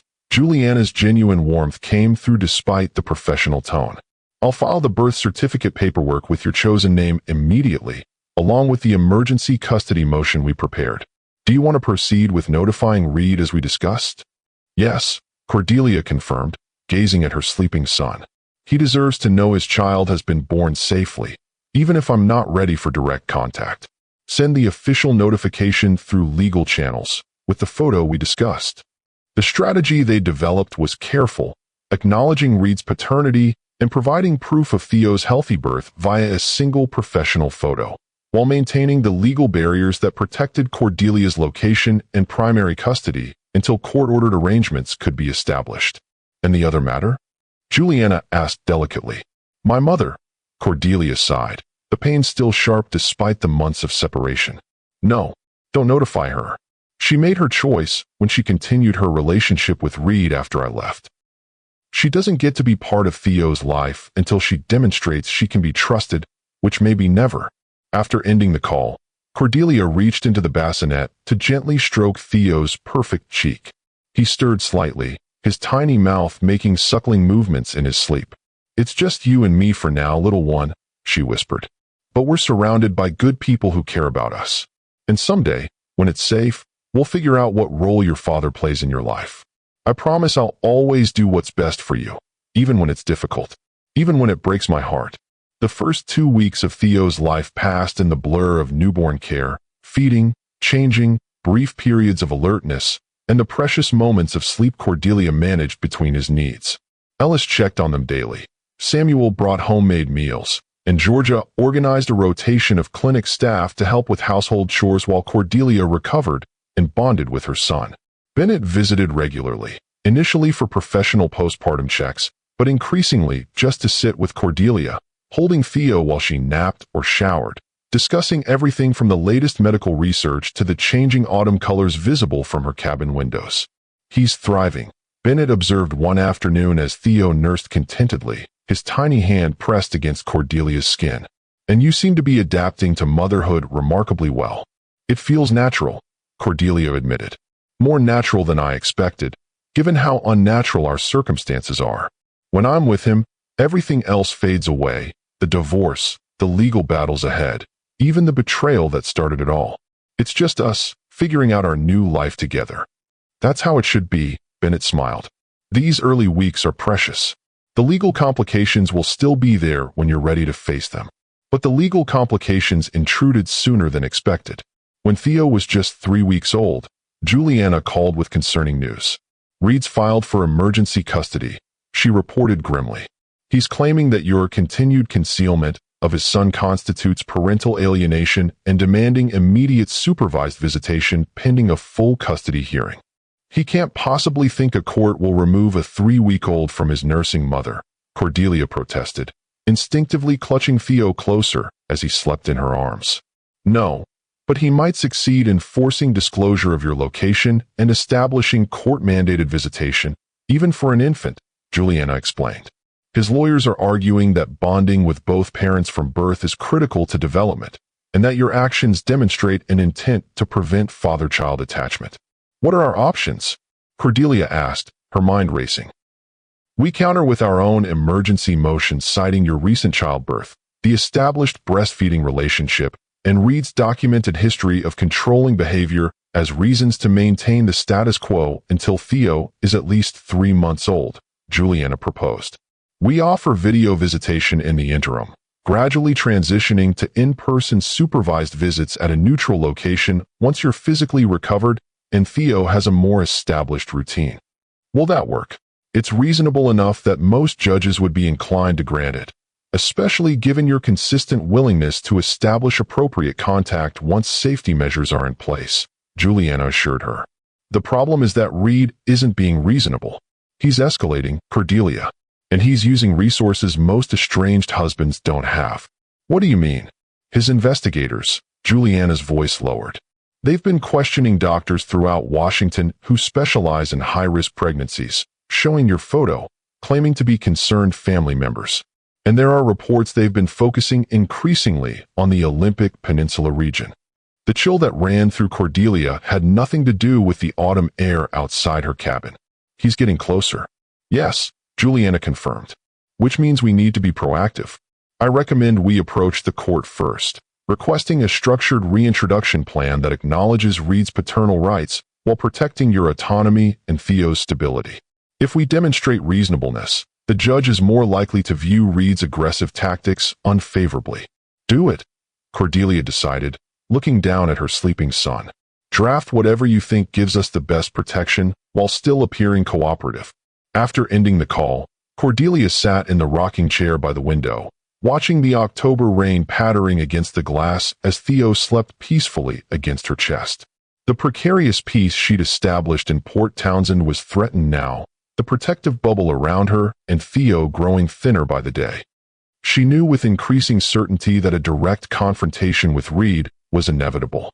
The question was no longer if, but when, and how prepared she would be when that moment arrived. The answer came sooner than she expected. 3 days later, as Cordelia was walking back from the clinic with Theo snuggled against her in a carrier, a sleek black SUV with tinted windows pulled alongside her on the quiet road. The passenger window lowered, revealing a face she had hoped never to see again. "Hello, Cordelia," Reed Maxwell said, his voice as coolly controlled as she remembered. "I think it's time we talked about my son." For a moment, Cordelia stood frozen, her arms instinctively tightening around Theo. Reed looked exactly as she remembered, yet somehow different. The same perfectly tailored clothes, the same commanding presence, but new lines around his eyes, a hardness to his expression that hadn't been there before. "How did you find me?" she asked, her voice steadier than she felt. "I have resources," he replied simply, "and motivation. That's my child you're carrying." "His name is Theodore," Cordelia said, finding strength in naming her son. "Theodore William Hayes. And yes, biologically he's your child. But you gave up any right to call him yours when you chose to sleep with my mother in our bed." Reed's expression tightened at the direct reference to his betrayal. "Get in the car, Cordelia. We need to discuss this privately." "No," she refused firmly. "I'm not getting into a vehicle with you. If you want to talk, we can meet somewhere public with my attorney present." Still so dramatic, Reed sighed with exaggerated patience. "Fine. The cafe in town, 1 hour. Bring the baby." 2 hours, Cordelia countered. "Theo needs to be fed and changed. And I'll be bringing someone with me." "Not your lawyer," Reed stipulated.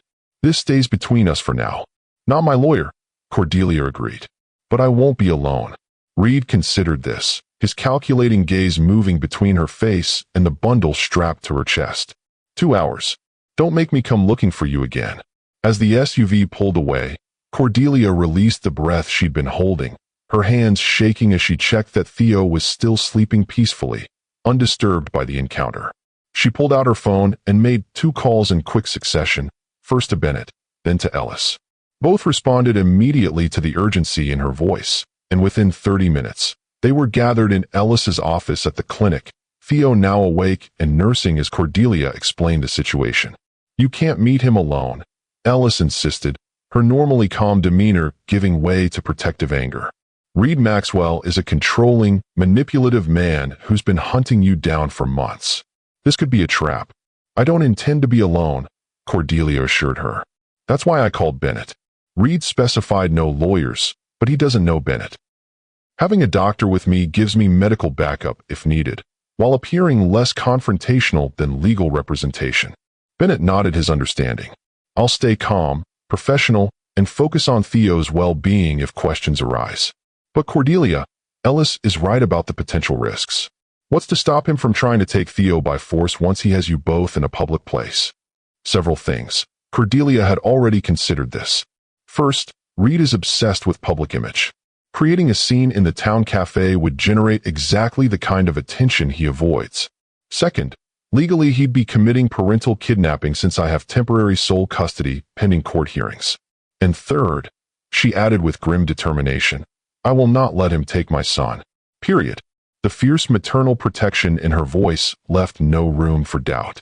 This was not the same woman who had fled Los Angeles in panic and grief 6 months earlier.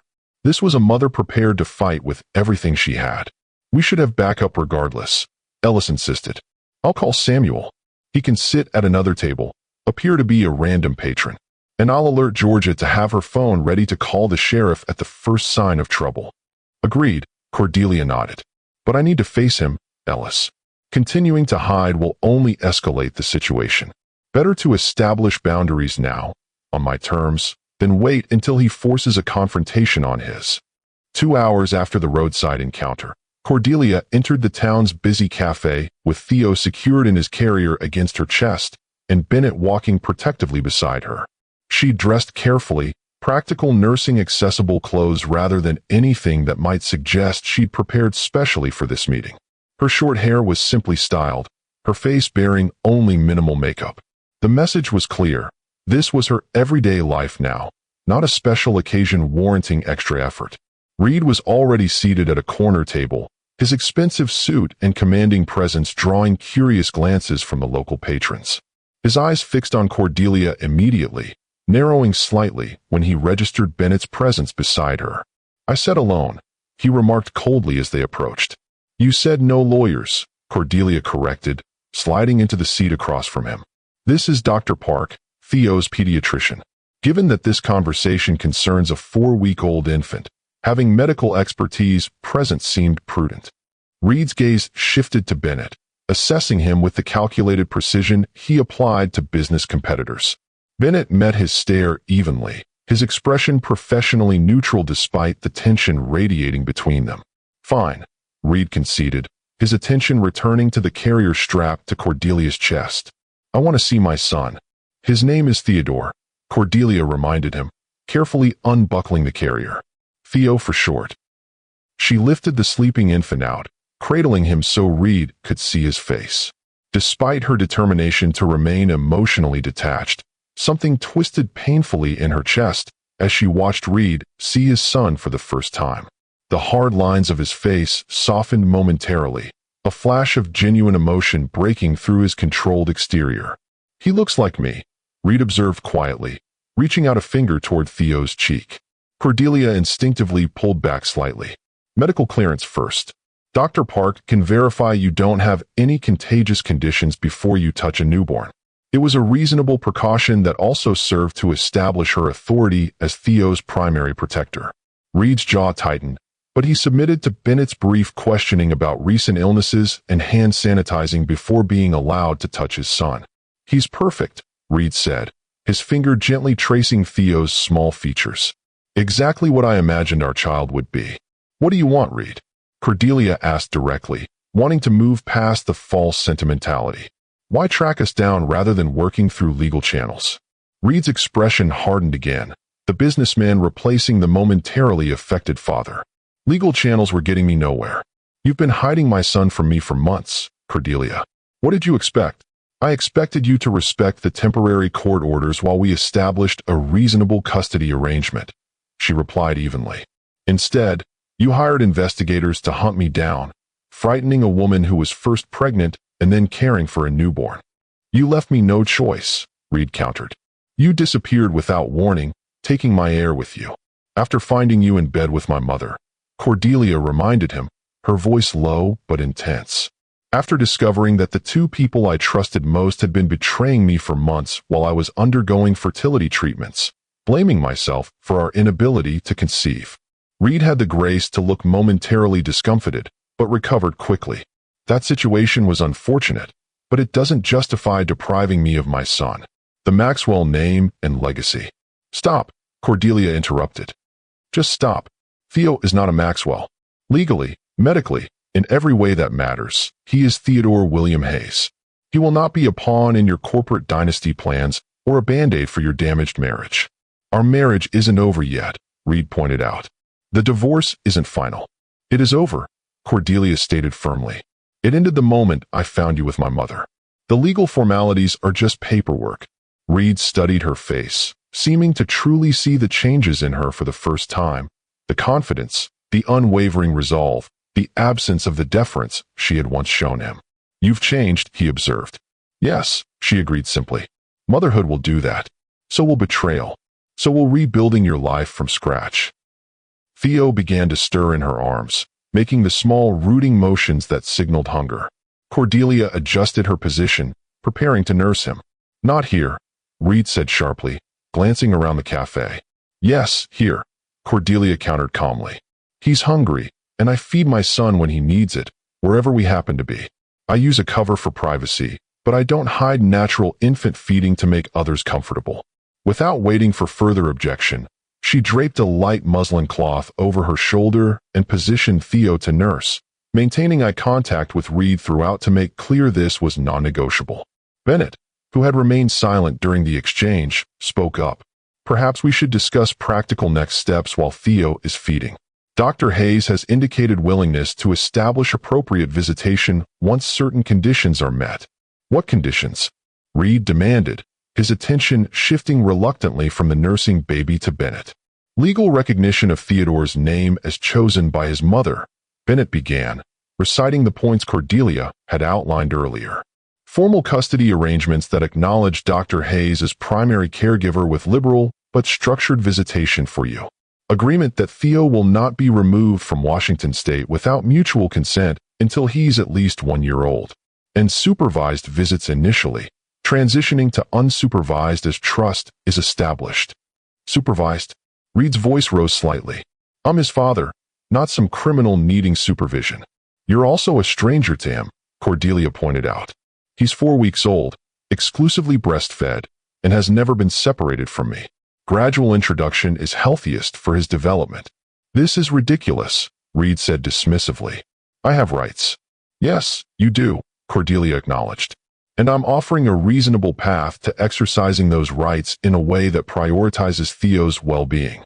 But if you prefer, we can return to court, where I'll request full psychological evaluations, parenting assessments, and detailed investigation of your relationship with my mother as it relates to your fitness as a parent. The implicit threat hung in the air between them. Reed was intelligent enough to recognize the damage such public scrutiny could do to both his corporate image and his custody case. I want DNA testing, he countered. Proof he's mine.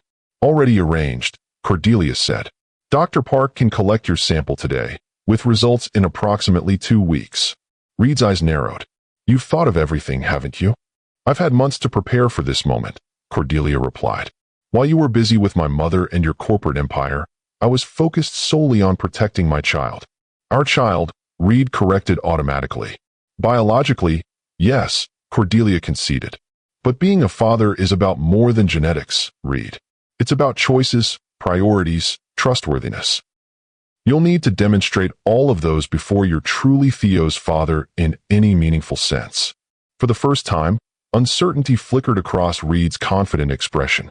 This was not the confrontation he had anticipated, not the tearful, intimidated Cordelia he had expected to manipulate. The woman before him was formidable in her quiet determination, unmoved by his usual tactics of pressure and control. "Where do we go from here?" he asked finally, his tone marginally less confrontational. "You return to your hotel," Cordelia instructed. "I'll have my attorney contact yours tomorrow with formal visitation proposals consistent with what Dr. Park outlined. Once those are agreed upon, we can begin structured visits, starting with short periods here at the cafe with me present, gradually increasing duration as Theo becomes comfortable with you."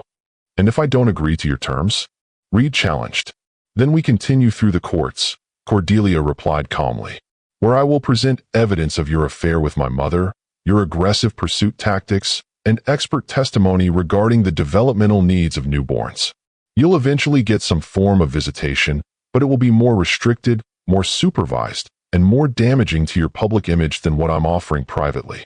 Reed studied her for a long moment, calculation evident in his expression.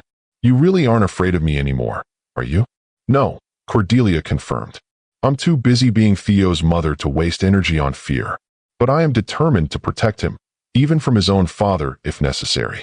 Something shifted in Reed's demeanor, a subtle acknowledgement that the power dynamic between them had fundamentally changed. He might have greater financial resources and business influence, but Cordelia possessed the moral high ground and maternal authority that no court would easily dismiss.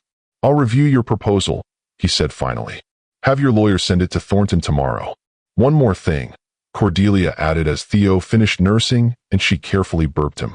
"My mother. I don't want her involved in any visitation, now or in the future. That's non-negotiable." A strange expression crossed Reed's face. "That won't be an issue," he said after a moment. "Evelyn and I are no longer involved." "I don't care about your romantic status," Cordelia clarified. "I'm stating clearly that the woman who betrayed her own daughter will not have access to my son. Ever." "Understood," Reed nodded, his gaze returning to Theo, who was now awake and looking around with unfocused newborn curiosity. "May I hold him before I go?" The request, expressed with uncharacteristic humility, caught Cordelia off guard. She glanced at Bennett, who gave a small nod of encouragement. Briefly, she agreed, rising to carefully transfer Theo to Reed's arms, adjusting his hold to properly support the baby's head. "Like this." Reed looked almost awkward, a man accustomed to commanding boardrooms now cradling a tiny human with obvious uncertainty. But as Theo settled against him, his expression transformed again, the hardness giving way to something that might have been wonder. "Hello, Theodore," he said softly, using the formal name Cordelia had chosen. "I'm your father." Theo gazed up at the new face, neither distressed nor particularly impressed, simply taking in this new experience with the passive acceptance of a newborn. After a few moments, Cordelia reclaimed him, sensing Reed had received the symbolic acknowledgement he needed for now. "I'll have Juliana send the proposal tomorrow," she confirmed as she secured Theo back in his carrier. "We can proceed from there." As she and Bennett left the cafe, Cordelia felt a strange mixture of relief and residual tension. The confrontation had gone better than she'd feared, but confirmed that the road ahead would be challenging. Reed had been knocked off balance today, but he would regroup, strategize, and approach their next encounter with renewed determination to assert control. "You were magnificent," Bennett said quietly as they walked back toward her cabin. Calm, clear, unwavering. He didn't know what hit him. "He will next time," Cordelia predicted. "Reed doesn't handle being outmaneuvered well. He'll come back with counterproposals, demands, possibly even charm if he thinks it will work. But you'll be ready," Bennett reminded her. "And you won't be facing him alone." Cordelia glanced at him, gratitude washing through her for this unexpected ally who had become so important in her new life. "No, I won't be alone," she agreed. "That makes all the difference." The months that followed established a new normal that none of them could have predicted. Reed rented a house in Port Townsend, commuting to Seattle 3 days a week for business, while maintaining a local presence to exercise his visitation rights with Theo. The DNA test confirmed what was visually obvious. He was unquestionably Theo's biological father, and a formal custody arrangement was established, giving Cordelia primary custody, with Reed having progressively increasing visitation as Theo grew. The divorce proceedings continued in parallel, with Reed finally conceding to most of Cordelia's terms once he secured regular access to his son. The settlement was generous, acknowledging the circumstances of their separation without publicly naming Evelyn as the other party in the adultery claim. By Theo's 6-month milestone, a fragile peace had been established. Reed had proven himself surprisingly adaptable to co-parenting, following Cordelia's lead on feeding schedules, sleep routines, and developmental activities. His initial attempts to assert control had gradually given way to genuine interest in his son's well-being. Perhaps the first time in his life Reed had prioritized someone else's needs above his own ambitions. "He's actually not terrible at this," Cordelia admitted to Bennett one evening as they walked along the harbor after Theo's handoff to Reed for his weekly overnight visit. "I never thought I'd say that, but he's making a real effort." "People can surprise you," Bennett observed. "Sometimes becoming a parent changes priorities in ways nothing else can." "It's certainly changed mine," Cordelia agreed, watching the sunset paint the water in shades of gold and pink. "A year ago, I was a different person entirely, focused on career advancement, social standing, maintaining the perfect image of a successful power couple. Now, success means Theo's happy smile when he wakes up, or mastering a new research protocol that might help patients, or—" She hesitated, glancing at Bennett, finding connections that are genuine rather than advantageous. Bennett's hand found hers, their fingers intertwining with the easy familiarity that had developed between them over months of shared experiences. "Like this one?" he asked softly. "Exactly like this one," she confirmed, squeezing his hand gently. They had been careful, taking things slowly out of respect for Cordelia's still healing heart and the complexities of her co-parenting situation. But the connection between them had deepened gradually from professional respect to friendship to something increasingly profound. "I've been meaning to ask you something," Bennett said as they continued their walk. "The research hospital in Seattle has approached me about joining a study on rural healthcare access. It would mean 1 day a week in the city, but the rest of my practice would remain here with Ellis." "That sounds like an amazing opportunity," Cordelia said sincerely. "You should definitely consider it." "I am," he nodded. "But there's another component. They're looking for an immunology consultant to develop treatments that can be administered in rural settings. When I mentioned your work, they expressed interest in bringing you on as well." Cordelia stopped walking, turning to face him. "Are you serious? The Seattle Research Institute wants me as a consultant." "They were very impressed with your recent paper," Bennett confirmed. "And when I explained your current situation, single mother, established in Port Townsend, they indicated flexibility about on-site requirements. Most of the work could be done remotely, with perhaps 1 day a week in Seattle." "The same day you'd be there," Cordelia noted, seeing the intentional coordination. "Potentially," Bennett acknowledged with a slight smile. "I might have mentioned that arranging our schedules to coincide would be efficient." Cordelia laughed, the sound carrying across the quiet harbor. "Efficient? Very clinical description, Dr. Park. Would you prefer I said I'd like to spend more time with you, including the occasional child-free workday in the city with perhaps dinner afterward?" Bennett's eyes were warm with affection and humor. "Much better," Cordelia approved, stepping closer to him. "And yes, I'd be interested in the research position." And the dinner. Their first kiss was gentle, tentative, both acknowledging the significance of this step. When they parted, Bennett rested his forehead against hers briefly. "I've wanted to do that for months," he admitted. "But I needed to be sure you were ready." "I think I have been for a while," Cordelia replied softly. "I just needed to be certain I was choosing this for the right reasons, not loneliness or gratitude or security, but because of who you are and how we are together." Their moment was interrupted by Cordelia's phone ringing, Reed's distinctive tone. She answered immediately, concern flickering across her face. "Is Theo okay?" she asked without preamble. "He's fine," Reed assured her. "Sleeping peacefully. I'm calling about something else. Evelyn contacted me today. She's been trying to reach you without success." Cordelia tensed, the mention of her mother still triggering a complex surge of pain and anger. "I have nothing to say to her.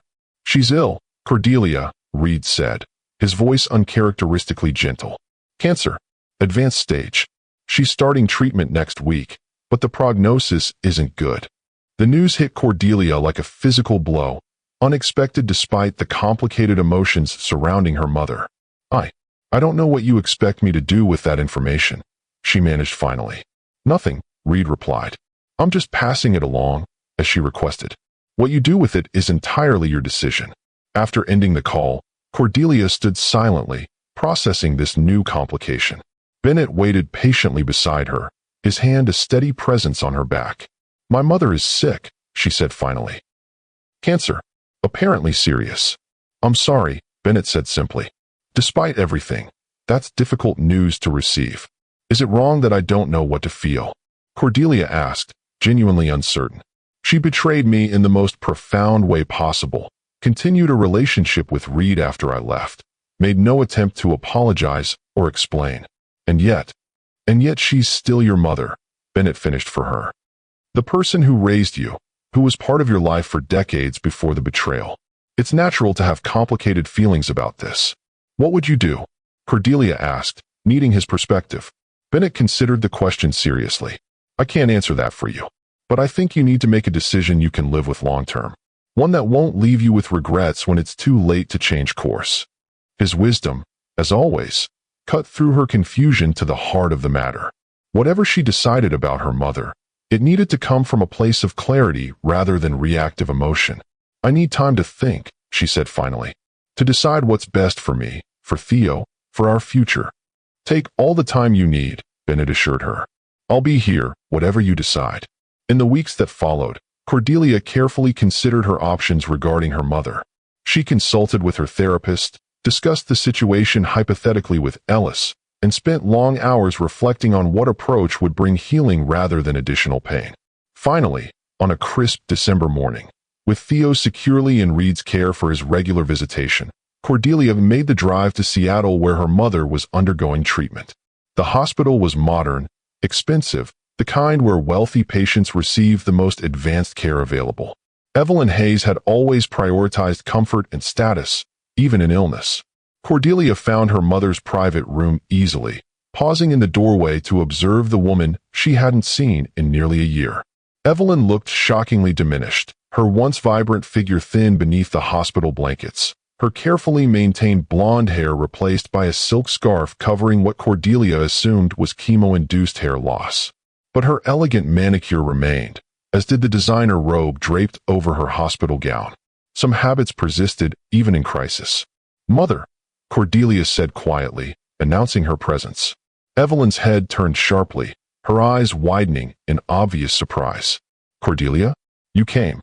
Reed told me you were ill, Cordelia explained, remaining in the doorway. I thought we should talk. Please, come in. Evelyn gestured to the chair beside her bed. I've been trying to reach you for months. I know, Cordelia acknowledged, moving into the room but not yet sitting. I wasn't ready to hear anything you had to say. And now? Evelyn asked, her voice weaker than Cordelia remembered, but still carrying that distinctive tone that had narrated her childhood. Now I'm here to listen, Cordelia said carefully.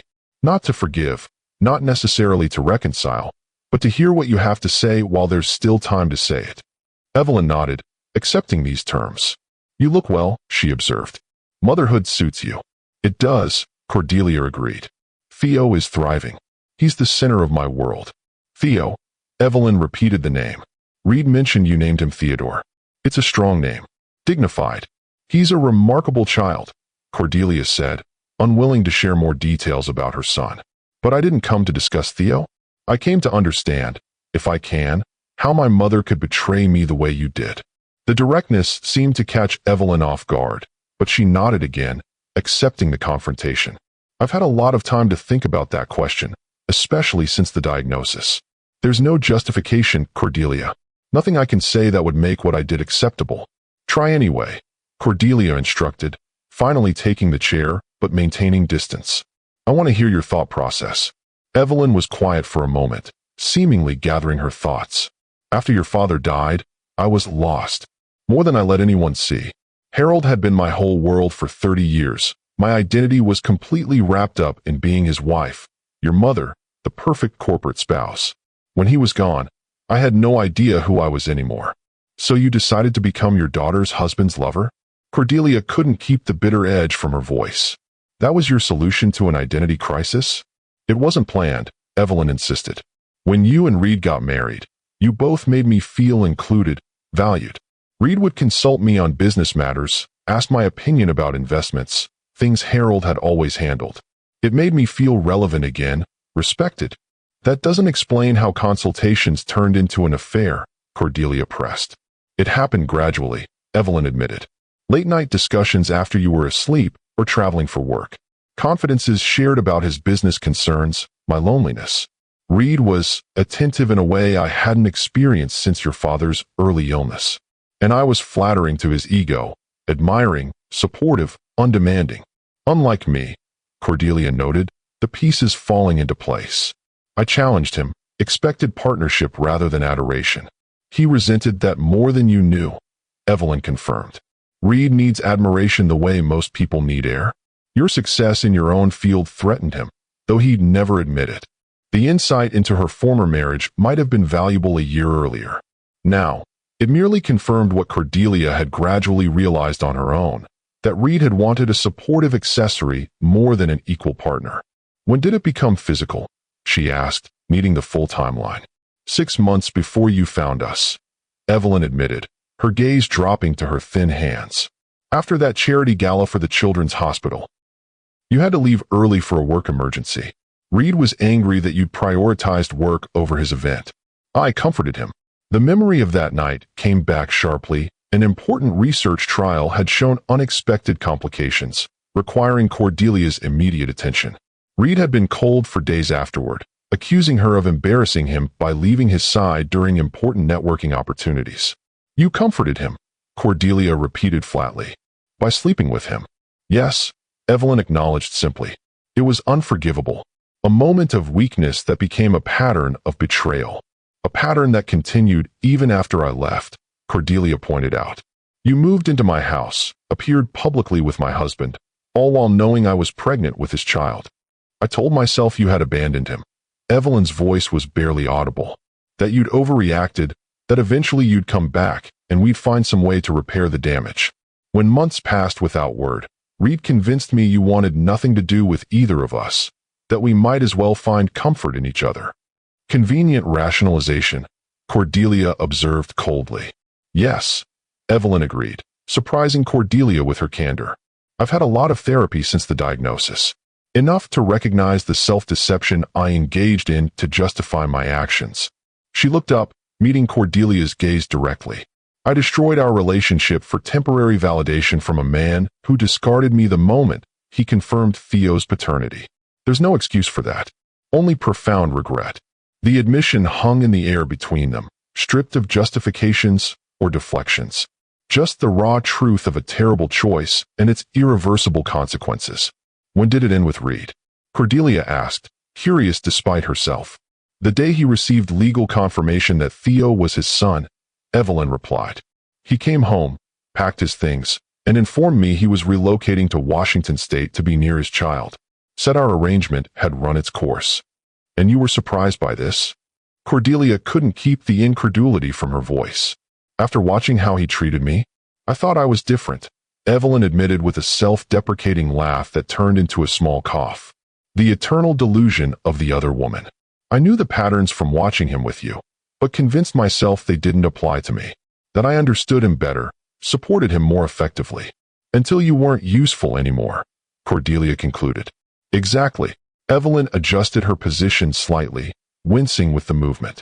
The universe has a certain poetry to its justice sometimes. They sat in silence for a moment, the weight of their shared history and separate pain filling the space between them. I don't hate you, Cordelia said finally. I thought I did for a long time. But hate requires energy I'd rather direct elsewhere. What I feel now is pity, maybe. For the choices you made and what they cost you. Pity is fair, Evelyn acknowledged. I've lost my daughter, my grandson, my self-respect, and now, it seems, my health. A comprehensive accounting for my sins. Is that why you wanted to see me? For absolution before the end? No. Evelyn shook her head slightly. I wanted to apologize, yes. But more than that, I wanted you to know that despite my terrible choices, I am proud of the woman you've become. Reed told me how you've handled everything. Your pregnancy, the legal battles, establishing a new life. You've shown a strength I never possessed. The unexpected praise from the woman whose approval Cordelia had sought for most of her life stirred complicated emotions. "I did what was necessary to protect my son." "You did more than that," Evelyn insisted. "You rebuilt yourself from the ground up. That takes extraordinary courage." Another silence fell, less tense than before, but still heavy with unresolved feelings. "I should go," Cordelia said finally, rising from the chair. "I need to get back to Theo." "Of course," Evelyn nodded, disappointment evident in her expression despite her attempt to hide it. "Thank you for coming. It means more than you know." At the door, Cordelia paused, turning back. "I'll send you photos of Theo," she said, the decision forming even as she spoke it. "Not now, not yet. But when I'm ready, you should know your grandson, even if only from a distance." Tears filled Evelyn's eyes. "Thank you," she whispered. "That's more than I deserve." "Yes," Cordelia agreed honestly. "It is. But Theo deserves to know his heritage, complicated as it may be. When he's older, if you're still here, we'll revisit the possibility of supervised contact. I make no promises beyond that." "I understand," Evelyn said, composing herself with visible effort. "On your terms, in your time." "That's more hope than I had yesterday." As Cordelia drove back to Port Townsend, she felt a strange lightness, not the relief of reconciliation or the release of forgiveness, but the unburdening that comes with confronting a painful truth and surviving it. She had faced her mother, heard the full story of the betrayal, and walked away intact, neither destroyed by renewed anger nor manipulated into premature forgiveness. It was another step in the ongoing journey of rebuilding her life, her identity, her capacity for trust. A journey that had brought her unexpected gifts alongside the painful losses: a son she adored, a community that had embraced her, professional opportunities that honored her talents, and a relationship with Bennett that promised the kind of genuine partnership she had once thought impossible. When she arrived home, she found Bennett waiting on her porch, a gentle smile of welcome on his face. Without words, he opened his arms, and Cordelia stepped into his embrace, accepting the comfort he offered without reservation. "How did it go?" he asked softly against her hair. "Better than I feared, harder than I hoped," she replied honestly. "But necessary. Another piece of the past addressed, so I can focus more fully on the future." "Our future?" Bennett asked, the question carrying weight beyond the simple words. Cordelia looked up at him, seeing all the qualities she had come to value so deeply: his steadiness, his compassion, his respect for her independence alongside his desire for connection. "Yes," she confirmed. "Our future, if that's what you want." "It's all I want," he assured her, his kiss a promise more binding than any legal document or formal commitment. Later that evening, after Reed had returned Theo from his visitation, Cordelia sat in the rocking chair beside the nursery window, her son sleeping peacefully against her chest. Outside, the first snow of winter dusted the pines surrounding their cabin, transforming the familiar landscape into something new and beautiful.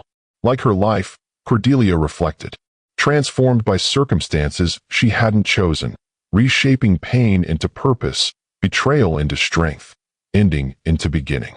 The journey hadn't been what she'd expected or planned, but the destination was proving richer, more authentic than the carefully controlled existence she'd once believed was happiness. "We're going to be okay, Theo," she whispered to her sleeping son, the words both blessing and prophecy. "Better than okay. We're going to be extraordinary." When the two people who should love you most commit the ultimate betrayal, where do you turn?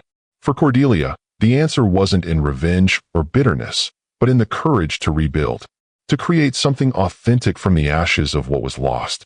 If her story resonated with you, remember that sometimes life's most painful chapters are simply preparing you for a more beautiful story than you ever imagined possible. Subscribe for more tales of resilience, transformation, and the strength that comes from surviving what once seemed unsurvivable.